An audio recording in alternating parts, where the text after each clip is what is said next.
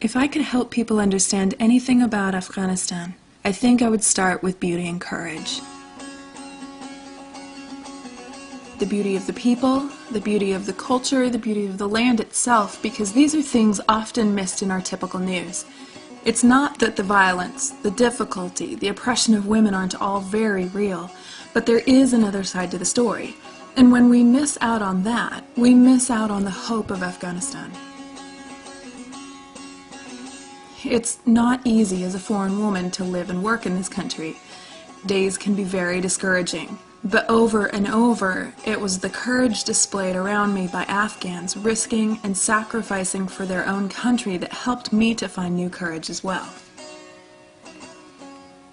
One of my favorite stories was in following the progress of a midwifery training program and the development of a neonatal unit in Western Afghanistan, because it showed so clearly the profound difference courage and women's education can have for men and women in so many areas of life. 1 of every 8 Afghan mothers will die in childbirth this year.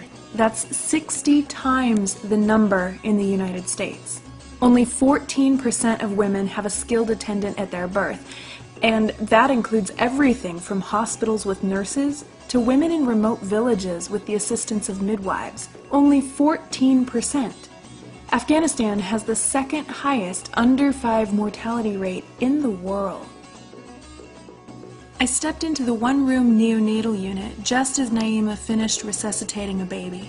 So many babies were delivered with nothing, she told me. No resuscitation, no oxygen, no medicines, and they would just die, but now we have the tools to help them live.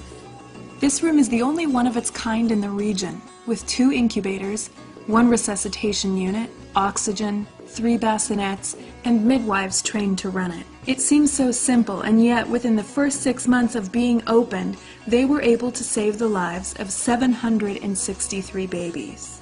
Shakila, another graduate of the midwifery training program, told me that the mothers call this the life room. Before, the mothers would see their babies born dead and say there was nothing to do but go home. I would explain to them about this room and they became happy. Now, the mothers ask me to bring their babies here. I attended the graduation of over a dozen midwives who'd come for training from 4 surrounding provinces, after which they would return home to be some of the few trained health workers in their villages. These women risked their safety, their families' reputations, investing time and money, believing the investment and sacrifice was worth seeing the deaths of mothers and children decrease. I once asked a doctor why education and healthcare were important to the future in Afghanistan.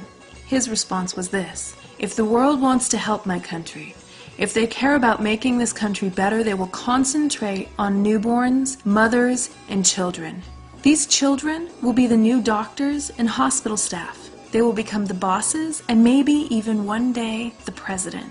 The good condition of our schools and our hospitals helps us create good people, good families, making better neighborhoods and a better country.